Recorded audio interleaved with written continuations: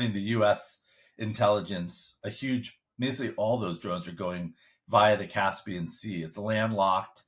U.S. Navy can't get in there, and the countries that border the Caspian Sea are not going to enforce Western sanctions against these types of shipments. So, without a doubt, I think the Caspian is a major route for Iranian arms shipments to Russia, and it's really hard to cut off. Hello and welcome to Frontline for Times Radio with me, Kate Chabot. And today we are talking to the Global Security Editor for Semaphore, Jay Solomon.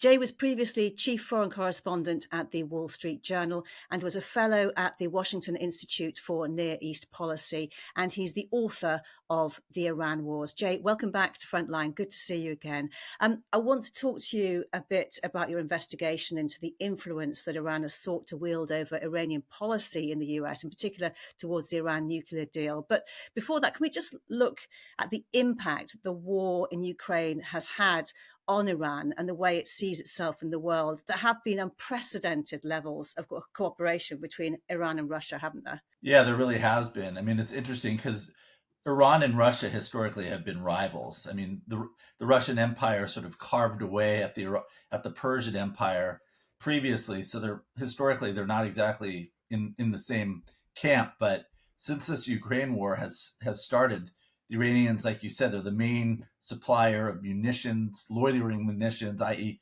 kamikaze drones to the Russians, which have been devastating in the war in Ukraine. The U.S. government says they have intelligence that the Iranians are actually building a drone facility inside Russia. And there's also intel that the Iranians are building a drone factory inside Belarus. So they really are basically the main outside supplier to the Russians, which is a pretty big strategic change for Iran in the sense that they've courted Europe in a lot of ways in the past. Even if relations with the United States have been bad, Europe has been an economic, link even during the revolution. Once they got into this Ukraine war, it really has kind of changed things as far as their partnership with Europe. There's a lot more pressure on Iran from Europe than there was prior to the Ukraine war. And when you say, I mean, traditionally rivals, and you say once they got into the Ukraine war, do you think this is something that was pre-planned, or it's something that's developed as the war has progressed? I think it's been developing over the past 10, 15 years. As you might or might not remember, the Iranians went big into Syria to support Assad. I mean, a massive bet, and it was not going great. And then the Iranians basically went to Moscow and asked Putin to come in with his air power to support Iranian ground troops, Hezbollah ground troops. And Russia did that, and they basically saved the Assad regime. So, that really started in 2005-ish, maybe a little later. 2000 and more like 15. So this has been building. But to go into Europe to basically engage in a war in Europe, which is Iran has now did, that is a pretty big tactical shift. And how close allies are they really in reality, and what common interests do you think they have? I mean, the common interests between Russia and Iran is basically anti-America, trying to block American power in the Middle East, American power in Europe. It's very much focused on an anti-American axis, but I do think the Iranians are very isolated economically. Iran and Russia are not particularly good economic partners. They both are major energy suppliers, but Iran has been turning more to Russia, more towards China. They were just announced as a new member in the BRICS block of countries. So they're reorienting towards the East in a lot of ways, to the South, if they can. Whether that will really be able to build up their economy, it's unclear. But I think it's economic and strategic that they're moving away in that direction. And what kind of security threat does this pose to Europe and its allies? Well, I mean, these drone strikes have really been pretty devastating as far as, attacks on civilian infrastructure, attacks on all sorts of targets. I think it is a problem. And I think maybe on even a bigger worry is, Russia and China did to some extent help the Europe and the US try to contain Iran's nuclear program. They were part of negotiations in the past. I think now there's literally no hope that either China or the Russians will use their power on the Security Council to pressure Iran. So, you could have this situation where you have the Chinese massively building up their nuclear weapons arsenal. The Russians already have it, obviously. The North Koreans have it, and the Iranians are extremely close from a technical level to be able to produce nuclear weapons if they decide to. And that's a pretty scary situation. Essentially, nuclear armed adversaries going from Europe all the way to East Asia. It's a scary predicament. It's quite thought. And rewind now to 2013 and the presidency of Hassan Rouhani. He tried to reset relations with the West. Can you put that into context with us? If you remember, before Rouhani, you had the presidency of Mahmoud Ahmadinejad, and he really did sort of counter. He pushed an anti-Western line. He was a populist. He really pumped up, Holocaust denial and threats to take Israel off the map. He really kind of isolated Iran just through his rhetoric. And I think Rouhani came in with the hope of resetting relations. They were already under incredibly tough economic sanctions. He wanted to get those lifted. I remember talking to Iranian officials when he came in. They were really shocked at the state of their economy and just how their oil sales had been completely blocked. So, he knew he had to come out from under that, or try to, and having some sort of accommodation on the nuclear file was critical to get those sanctions lifted. Yeah, and I said rewind to 2013 because that's the period of time where your investigation is centered on, or starts on, the setting up and workings of this influential group of academics while the Iran nuclear deal was being negotiated. This was the Joint Comprehensive Plan of Action, setting out rules for monitoring Iran's nuclear program in return for the eventual lifting of nuclear sanctions.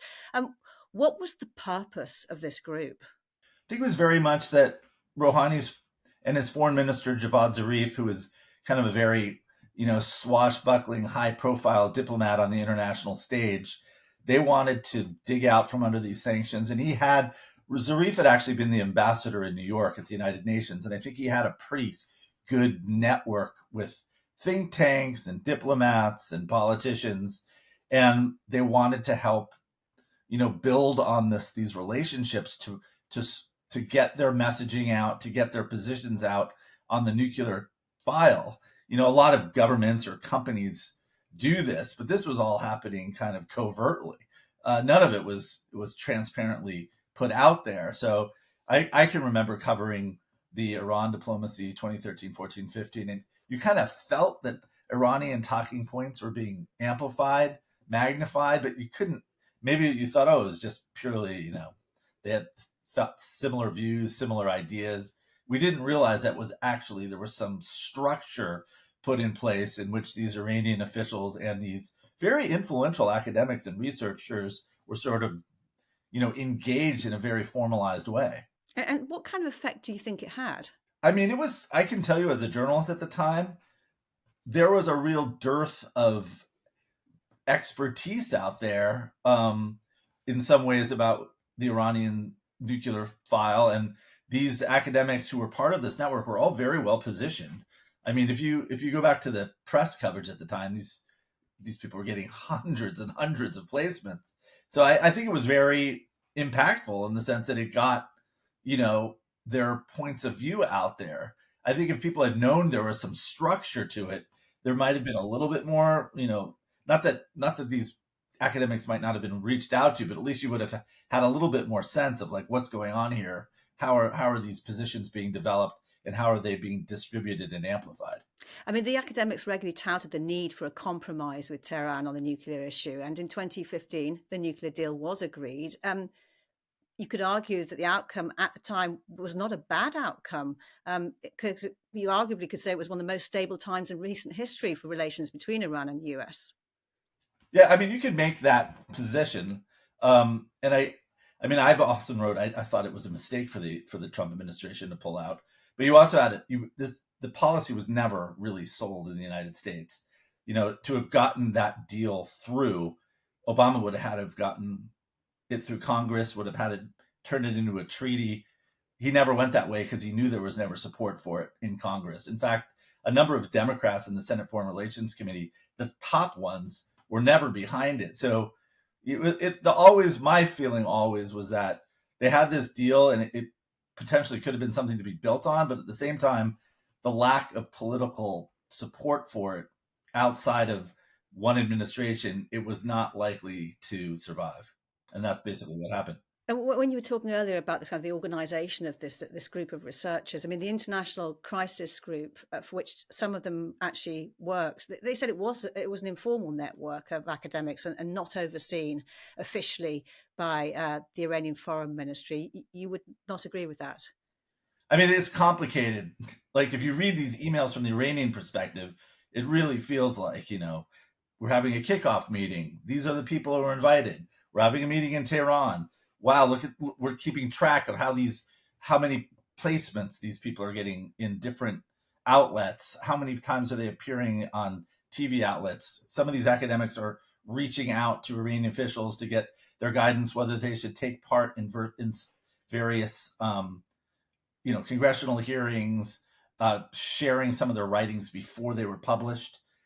That felt, I mean, from reading those, it does feel like it's not just some totally de facto. I know as a journalist and most academics, you can never share your stuff with people you're writing about before it comes out. So it's unclear. They also say a European government was one of the funders of it, which is incredibly interesting, but no one will say who it was. They're keeping it quiet. So there still are a lot of unanswered questions about the basis of this and when it ended. Did it end when the nuclear deal was basically agreed to in 2015, or did it continue on? I'm pretty sure once Rouhani and Zarif left the stage and Raisi came in, that was a different dynamic because he's much more hardline.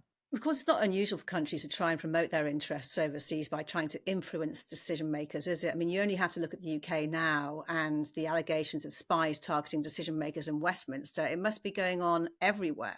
Yeah, a lot of it's overt, right? I mean, in the US, you have a lot of lobbying groups. People have to register as lobbyists for foreign governments, and they often don't. I think Iran's an interesting case because the US has not had diplomatic relations since the revolution, basically.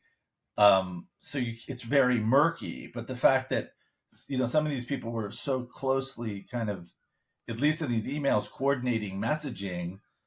Normally, you'd have to register as a foreign agent because you're basically trying to impact U.S. public policy. You're trying to impact Congress. You're right. These influence operations happen all the time. It's much more difficult with countries where there's no diplomatic relationship whatsoever. China, like in the U.S., there's been decent relations, and now that's breaking down. And is what we've seen here in Westminster, what you've uncovered, is it something new we're seeing from nations like Iran, China, Russia, or is it Cold War type of spy work? I think it's definitely gone on for a long time. It's interesting when you look at the issue of nuclear proliferation, nuclear weapons. The Soviet Union was very active in using sort of the anti-nuclear crowd during the Cold War to try to push their positions, So I don't think it's totally new. I guess what's different is in this with technology and the internet, the ability to distribute your messaging is a lot more, it's easier in a lot of ways, but it can also be much more complicated or difficult to know what's coming from what in this new digital world.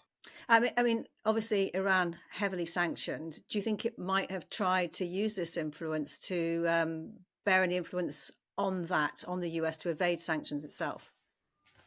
I mean, there's been a lot of stories about Iranian sanctions evasion. There was, as part of this deal, this prisoner swap deal between the US and Iran a few weeks ago, the 5 American prisoners came home, but the US also either released or lifted legal action against 5 Iranian nationals. Most of them were involved in sanctions evasion.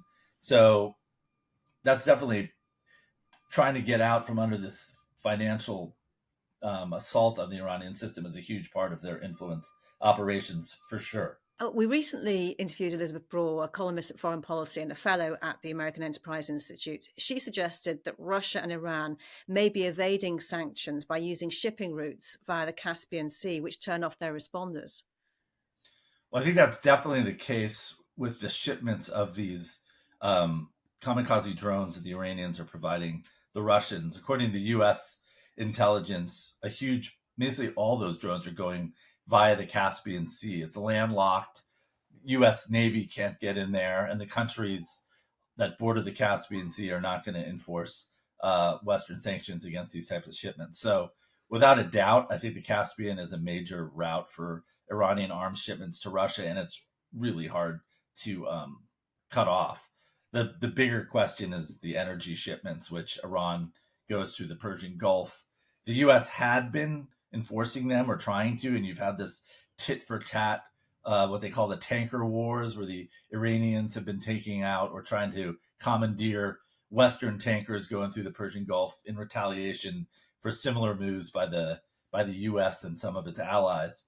The perception is this deal that was struck a few weeks ago with this prisoner exchange between the U.S. and Iran, and the U.S. releasing $6 billion, is kind of aimed at de-escalating these tensions between the U.S. and Iran, de-escalating the pressure in the Persian Gulf, because the U.S.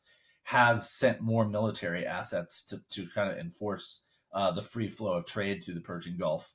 That is the perception, is this is all interlinked, and there's also the belief that the Iranians might de-escalate now on the nuclear front. They're extremely close to producing essentially weapons grade materials, and the IAEA, the UN inspectors, have not been getting in there. So potentially, as part of this package, they'll start de-escalating on the nuclear side. Yeah, and just to expand on that a little bit, the UN now estimates that Iran's uranium stockpile is 20 times over the agreed limit. That was their announcement, I think, in July. How do you think relations with Iran should be conducted?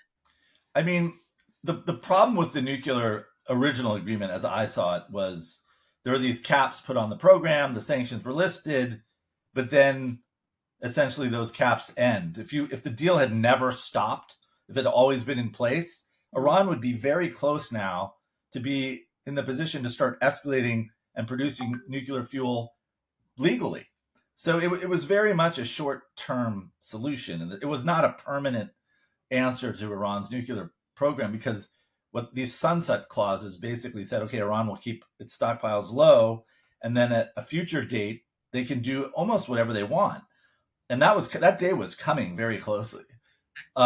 If you could get into a situation that you could have this type of agreement, and the sunsets, as we call them, were longer, I think that would be a great outcome. The question is if the Iranians are willing to do that. And as I said earlier, it looks like the Chinese and the Russians are not going to put much more pressure on them.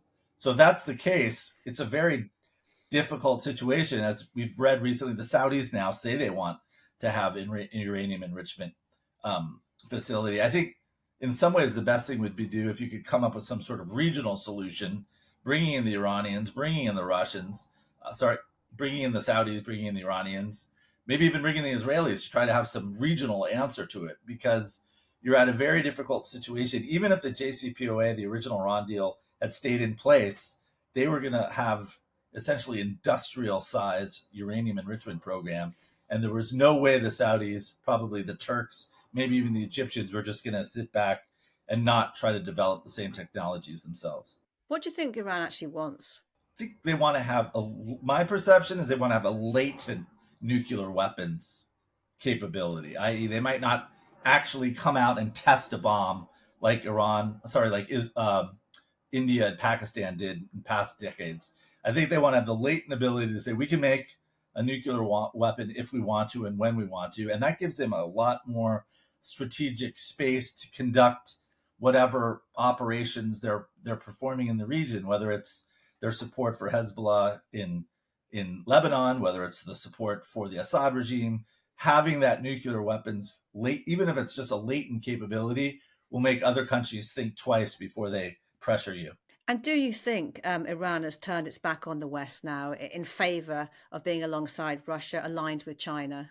I mean, I think they were definitely moving in that direction. I think they know, if you've talked to Iranian businessmen in particular, if you're developing technology, you'd prefer to have access to American and European technologies. I think under the Islamic Republic, though, at its core, as being an anti-American revolutionary government, I was always very skeptical that this current government would ever really normalize relations with the US.